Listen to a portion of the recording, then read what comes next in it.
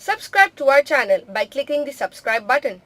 Click the bell button and enjoy the latest uploads from our channel. اور یقین مانیے جب سے یہ تعویذ والے اور تھو کرنے والے جب سے دنیا میں آئے ہیں میں تو خود حیران ہوں. ہمارا اپنا چینل ہے پیغام چینل, اس پہ باقاعدہ 2 بندے بٹھائے گئے ہیں یہ جن نکالنے والے. ان کا کیا کام ہے؟ یہ لوگ جن نکالتے نہیں, جن چڑھاتے ہیں. جس بھی علاقے میں جن نکالنے والا بندہ ہوگا لکھوا لیجئے مجھ سے, وہاں 95% لوگوں کو جن ہوگا. ایسے قصے, ایسے واقعات, ایسی کہانیاں لوگ سناتے ہیں, وہ ذہنی طور پر مفلوج ہو جاتے ہیں. میں کراچی میں جامعۃ الاحسان منظور کالونی میں مدیر تھا. وہاں ایک صاحب میرے پاس آئے, میرے دوست تھے, کارپینٹر تھے. آئے کہنے لگے قاری صاحب آپ کا تو ہمیں کوئی فائدہ نہیں. میں نے کہا آپ کو کیا فائدہ چاہیے؟ کہنے لگے ابھی میں فلاں صاحب سے ہو کر آیا ہوں. وہ صاحب آپ کے پنجاب کے ایک خطیب کے بیٹے ہیں اور وہاں انہوں نے ایسا ٹھیا بنایا ہوا ہے اور وہ جن نکالنے کا کام کرتے. میں نام نہیں لیتا. تو کہنے لگے میں ابھی ان کے پاس ہو کر آیا ہوں, تو میری طبیعت اکثر خراب رہتی ہے. میں نے ان کو دکھایا, انہوں نے مجھ پہ کچھ پڑھ کے پھونک ماری, اور جیسے بولے پھونک ماری تو انہوں نے جھٹ ایسے کیا پھونک. یہ ایک طریقہ واردات ہے, یہ طریقہ واردات ہے تاکہ اس کو یقین آ جائے کہ مجھے کوئی بلا نظر آئی ہے, اور وہ بہت خطرناک چیز ہے کہ جس سے عامل بھی ڈر گیا ہے. اور پھر مجھے کہنے لگا کہ پرے تھوڑا دور ہو. میں تھوڑا پیچھے سڑک کے بیٹھ گیا. میں نے کہا بتاؤ تو صحیح کیا ہوا؟ بولے اس نے کہا تیرے اوپر 17 جن ہیں اور سارے کے سارے افغانی ہیں. 17 جن ہیں, سارے افغانی. اور یہ جو افغانی بولے جن ہوتے ہیں یہ اتنے ضدی اور اتنے ہارڈ ہوتے ہیں کہ معمولی پڑھائی سے تو یہ جاتے ہی نہیں. ان کے لیے مجھے بہت پڑھائی پڑھنی پڑے گی. 7 دن تک مسلسل رات کو جاگ کر مجھے پڑھنا پڑے گا, اور اس کے لیے آپ کو 40,000 روپے دینے پڑیں گے. میں نے کہا پھر؟ بولے میں نے پھر ایسا ہے 25,000 میں سودا کیا ہے. میں نے کہا نہیں نکلیں گے. وہ 40 پورے کرے گا, نہیں نکلیں گے. کہے گا نہیں آج جمعرات ہے. اس نے کہا اگلی جمعرات کو آنا, میں پورا ہفتہ پڑھائی کروں گا. میں نے کہا میں 15,000 10,000 بولے دے آیا ہوں اور باقی اگلی جمعرات کو دوں گا. میں نے کہا تو اگلی جمعرات کو ہو آنا, لیکن جن نہیں نکلیں گے. وہ گیا تو اس نے کہا کہ جی 10 جن نکل گئے ہیں, 7 باقی. میں نے کہا 40 پورے کرے گا. 10 نکل گئے ہیں, 7 باقی. اللہ کے بندے تم دنیا کو دین کے نام پر گمراہ کر رہے ہو, دین کے نام پر ان کو لوٹ رہے ہو. کیا مرنا نہیں ہے؟ مولویوں نے نہیں مرنا ہے, اللہ کے آگے پیش نہیں ہونا ہے. مجھے کسی ایک صحابی کی مثال دے دیجئے, پوری دنیا کو چیلنج ہے. ایک صحابی کی مثال دے دیجئے جو اللہ کے رسول کے پاس جن نکلوانے آیا. اور نبی سے بہتر کون جن نکال سکتا ہے؟ نبی سے بہتر کون نکال سکتا ہے؟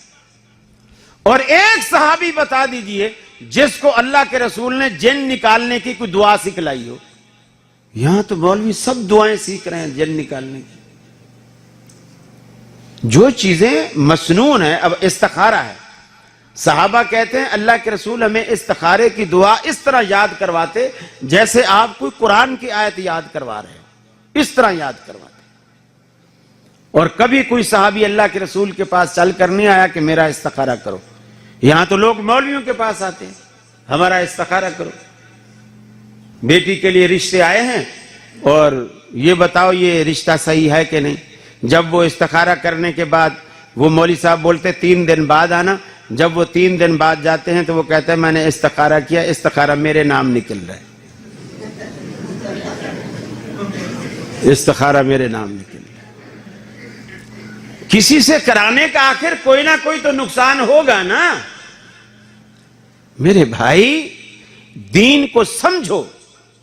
دین جب تک آمنہ کے لال سے لوگے اللہ کی قسم دنیا کی کوئی طاقت آپ کو گمراہ نہیں کر سکتی. گمراہی جب ہی آئے گی جب آپ اصل جو دین کا منبع ہے اس سے ہٹ کر دوسری ٹوٹیوں سے نالیوں سے آپ دین کو لینے جاؤ گے تو آپ گمراہ ہو جاؤ. تعریف وہ بھی کرتے ہیں, تعریف ہم بھی کرتے ہیں. ان کی تعریف شکل تک محدود ہے, ہماری تعریف زندگی پر محیط ہے. یہ فرق ہے. دیکھو آپ کے جسم اور آپ کے وجود سے ابو لہب کو بھی پیار تھا, ابو طالب کو بھی پیار تھا, بھتیجے ہونے کے ناطے, لیکن آپ کی زندگی سے اسے کوئی پیار نہیں تھا. اس لیے کہ آپ کی زندگی توحید کی دعوت سے بھری پڑی اور وہ توحید کے منکر تھے. تو اصل پیار تو آپ کے منہج سے چاہیے اور منہج زندگی کے بغیر ممکن نہیں. تو آپ تھوڑا سا اس جمود سے باہر آئیے, اس تقلیدی ذہن سے باہر آئیے اور اپنے آپ کو پہچانیے کہ آپ واقعی اہل حدیث ہیں.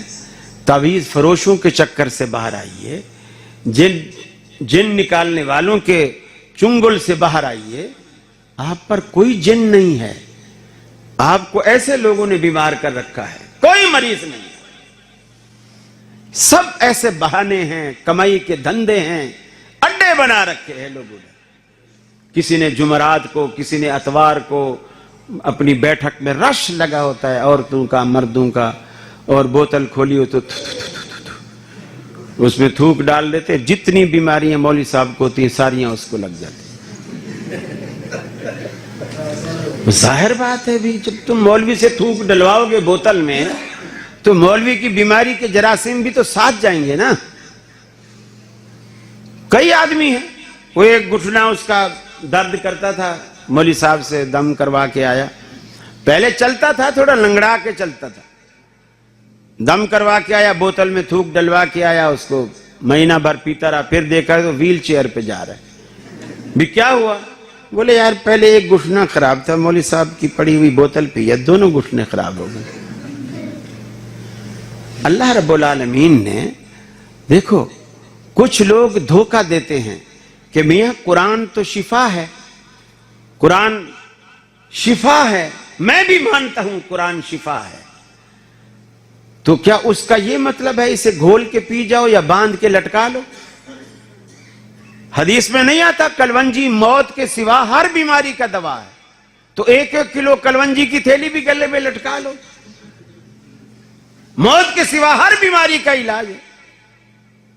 تو شفا کا یہ مطلب آپ پڑھو جس سے دلوں کے زنگ دور ہوتے ہیں. قرآن پڑھو اور پڑھ کر اللہ رب العالمین سے دعا کرو کہ اللہ میری یہ تکلیف دور فرما, میری یہ تکلیف دور فرما.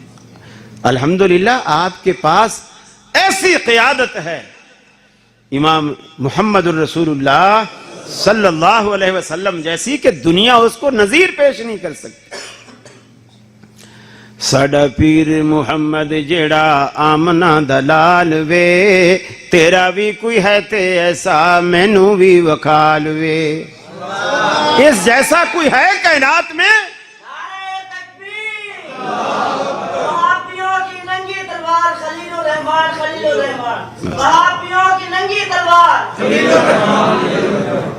وزن ملا نہیں کوئی, تلوار کے ساتھ خلیل الرحمان کدھر آ گیا؟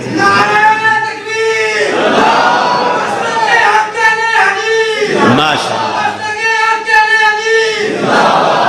چلو ماشاءاللہ, اب یہ ثابت ہو گیا کہ اہل حدیث حق پر ہیں. وآخر دعوانا الحمدللہ رب العالمین.